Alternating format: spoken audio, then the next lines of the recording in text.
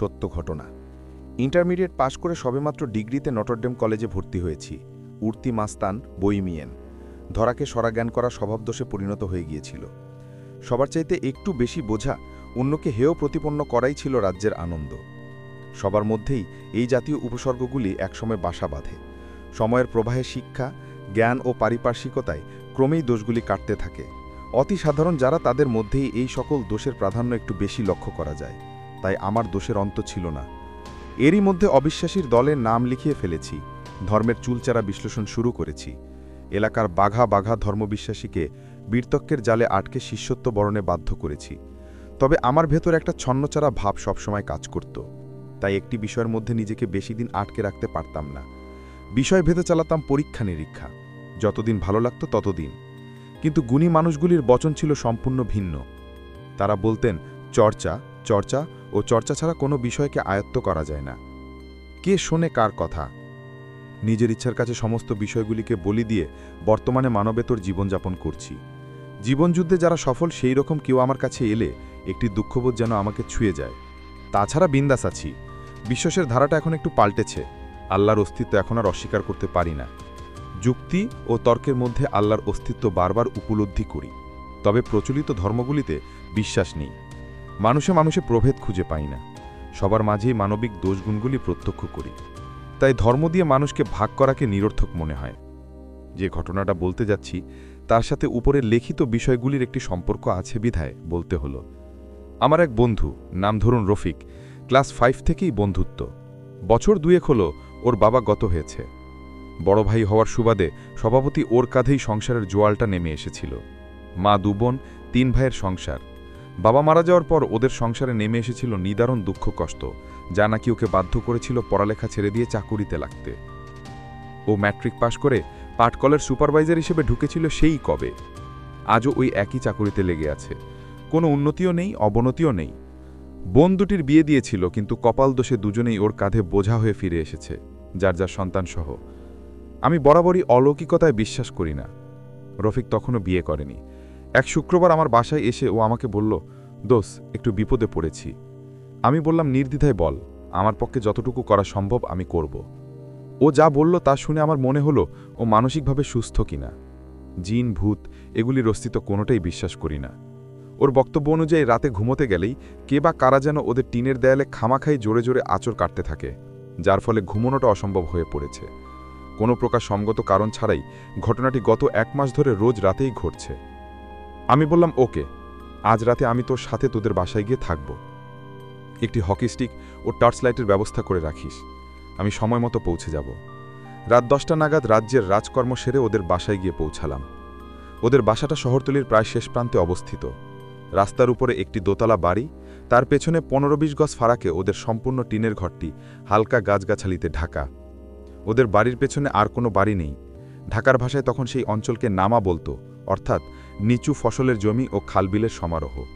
রাতের খাবার খেয়েই রাত 12টা নাগাদ আমরা 2 বন্ধু ফ্লোরে বিছানা করে শুয়ে পড়লাম। রফিক বলল, লাইট নেভানোর পরই শুরু হবে অত্যাচার। আমাকে আরও বলল, এমনিতে কোনো ভয় নেই, এ পর্যন্ত কোনো ক্ষতি করেনি শব্দ করার ছাড়া। লাইট নেভানোর সাথে সাথেই শুরু হয়ে গেলে ভূতের খেলা। আমি আর রফিক লাইট জ্বালিয়ে হকি স্টিক ও টর্চ হাতে বেরিয়ে পড়লাম। বাড়ির চারপাশটা ঘুরে দেখে মনের কোণে লুকিয়ে থাকা সন্দেহটাও আর রইল না।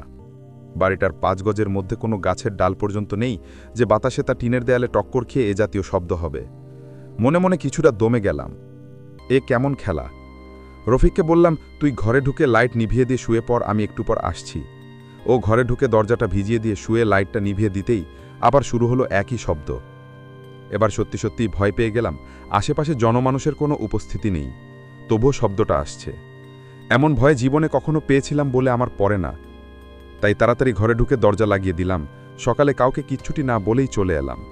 আর অনবরত মনে একটি প্রশ্নই উদয় হতে থাকলো, কারণ ছাড়া এটা ঘটতেই পারে না। কিন্তু কারণটা কি? পৃথিবীর সমস্ত নামকরা মনোবিজ্ঞানীদের কেস হিস্ট্রিগুলো পড়ে যাচ্ছি, জুৎসই কোনো উত্তরই খুঁজে পাচ্ছি না। 2 বছর পর উত্তর বেরিয়ে এলো পশ্চিমবঙ্গ বিজ্ঞান পরিষদের সভাপতি প্রবীর ঘোষের লেখা বইটি থেকে। বইটির নাম ভুলে গেছি। সাথে সাথে রফিককে একান্ত ডেকে নিয়ে বলেছিলাম, দোস, আওয়াজ তোমার ঘরের ভেতর থেকেই কেউ করছে যে তোমাদের দায়িত্বহীনতায় তোমাদের উপর খেপে গিয়ে এসব করে তোমাদের উপর প্রতিশোধ নিচ্ছে। যদি আমার কথা বিশ্বাস করো তাহলে তুমি তোমার 2 বোনকে যেভাবেই হোক তাদের সংসারে ফিরে যাওয়ার ব্যবস্থা করো, তাহলেই আমার বিশ্বাস তুমি এ নরক যন্ত্রণা থেকে রেহাই পাবে। এরপর রফিক মাসখানেক দেন দরবার করে ওর বোনদের স্বামীদের সাথে একটি আপোষ রফা এসে বোনদের স্বামীর বাড়ি পাঠিয়ে দেয়। এরপর থেকে সেই ভূত আর ওদের জ্বালায়নি। এটি আমার কাজিন আপনাদের কাছে পাঠিয়েছে, আশা করি এটি ছাপাবেন। 2006 সাল ফেব্রুয়ারির মাঝামাঝি, আমি তখন বাংলাদেশে সবেমাত্র এমএ শেষ করেছি। আমেরিকা থেকে বাবার ইমেল। কেমন আছিস? আমি এখানে তোর মার সাথে একা একা থাকছি। কেন তুই আসছিস না? জানিস তোর জন্য এখানে একটি বিশাল বাড়ি কিনেছি, তাড়াতাড়ি চলে আয় বাবা। ইমেলটি পড়ে আমার কেমন জানি লাগলো, কারণ বাবার পছন্দ সেই পুরনো আমলের বাড়ি। যেমনটা ভাবছিলাম ঠিক তাই, ইমেলে একটি পোড়া বাড়ি টাইপের বাড়ির ছবি দেওয়া হয়েছে। যাই হোক, ওই বাড়িতেই থাকতে হবে। 1 মাস পর আমেরিকায় রওনা দিলাম। গ্রামের নামটা বলছি না, মাইন্ড করবেন না। তো এখন আমি ওই বাড়িটার সামনে, আমি আর আমার ছোট বোন এখানে থাকব। বাড়িতে ঢুকলাম, বিশাল বাড়ি। এখানে কমপক্ষে 30 জনের পরিবার থাকতে পারবে। বাবাও না অপচয় করেন। বাড়িতে প্রথমে ঢুকেই কেমন একটা শীতল বাতাস আমার উপর দিয়ে বয়ে গেল। বাড়িটা বেশি সুবিধার হবে বলে মনে হয় না। আমার রুমে প্রচুর ময়লা, সারাদিন লেগে গেল এগুলো পরিষ্কার করতে। রাতে আমরা খাবার খেয়ে হোম থিয়েটারে ছবি দেখতে গেলাম। সেখানে গিয়ে দেখি আগে থেকে একটি ক্যাসেট লাগানো আছে। ক্যাসেটটি খুলে লেবেলে যা পড়লাম তা একরকম অবিশ্বাস্য। লেবেলে লেখা ছিল, এ বাড়ির ইতিহাস 1956 সাল। তার মানে এটি অনেক আগের বাড়ি। ক্যাসেটটি দেখার ইচ্ছা হলো অনেক, কিন্তু ছোট বোন ভয় পাবে বলে এটি আমার কাছে রেখে একটি মুভি চালিয়ে দেখতে লাগলাম। রাত 2টো, আমার খুব ঘুম লেগেছিল, তাই বোনকে বলে রুমে চলে আসলাম। উল্লেখ্য, আমার রুমে আমার পার্সোনাল বাথরুম আছে। যেই না লাইট নিভিয়েছি, ঠিক তখনই মনে হলো সাদা একটা জিনিস দৌড়ে বাথরুমে গেল। একদম নিঃশব্দে। আমি কিছু না দেখার ভান করে গিয়ে শুয়ে পড়লাম। ভুলের বসে ওই পুরানা ক্যাসেট ওইখানেই ফেলে এসেছিলাম আমি। পরে জেনেছি ওই দিন নাকি আমার বোনটি ওই ক্যাসেট একা একা দেখেছিল। পরদিন সকালবেলা বোনের ভাষ্যমতে, কাল তুমি ঘুমোতে যাওয়ার পর আমার কৌতূহল হলো ওই ক্যাসেটটার উপর। পরে আমি ওটা দেখলাম, ওটায় হঠাৎ একটি বুড়ি দেখা যায়।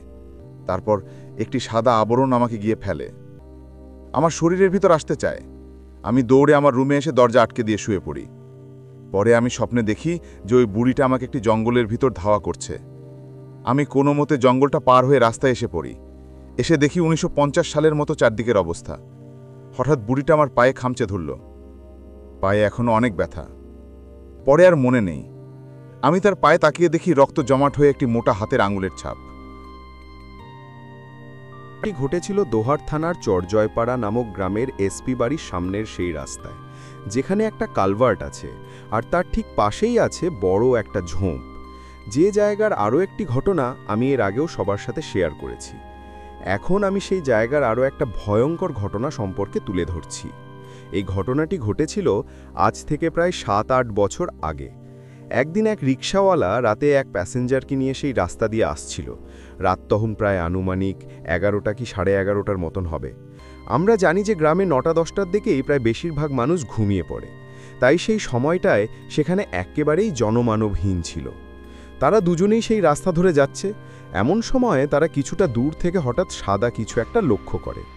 তারা যখন সেই কালভার্টের কাছাকাছি জায়গায় গেল, তখন তারা দেখল যে কালভার্টের ওপর সাদা কাপড় পরা একটা লাশ শুয়ে আছে। এরপর তারা দুজনেই রিকশা থেকে নেমে লাশটির কাছে যায়। তারা দুজনেই অবাক হয়ে গেল যে এত রাতে এখানে একটা লাশকে রেখে গেল। লোকটি রিকশাওয়ালাকে বলল, হয়তো কেউ লাশটিকে এখানে ফেলে রেখে গেছে, চল আমরা লাশটিকে নিয়ে দাফনের ব্যবস্থা করি। কিন্তু রিকশাওয়ালা এতে আপত্তি জানালো। সে লোকটিকে বলল, আমাকে আমার ভাড়া দিয়ে দেন, আমি এই সব লাশ নিয়ে যেতে পারবো না। লোকটি তাকে বলল, ঠিক আছে, তোমাকে ভাড়া 100 টাকা বেশি দেব। কথা শুনে রিকশাওয়ালা লাশটি নিতে রাজি হয়। তবে রিকশাওয়ালা লোকটিকে শর্ত দেয় যে লাশটি আপনাকেই তুলতে হবে। লোকটি বলল, ঠিক আছে, তাই হবে। তারপর লোকটি লাশের কাছে গিয়ে মুখের কাপড় তুলতেই দেখতে পায় লাশটি চোখ খোলা অবস্থায় তাকিয়ে আছে। অর্থাৎ কেউ চোখ খোলা অবস্থায় মারা গেলে যেমনটা দেখা যায় ঠিক তেমন। এতে সে একটু ভয় পেয়ে যায়। এরপর সে লাশটির গায়ের কাপড়ের আরও কিছু অংশ সরাতেই দেখতে পায় লাশটির শরীরের পশমগুলো বেশ বড় বড়, যা কোনো সাধারণ মানুষের থেকে একেবারেই আলাদা। অর্থাৎ পশমগুলো ছিল ঠিক ভেড়ার শরীরের পশমের মতো।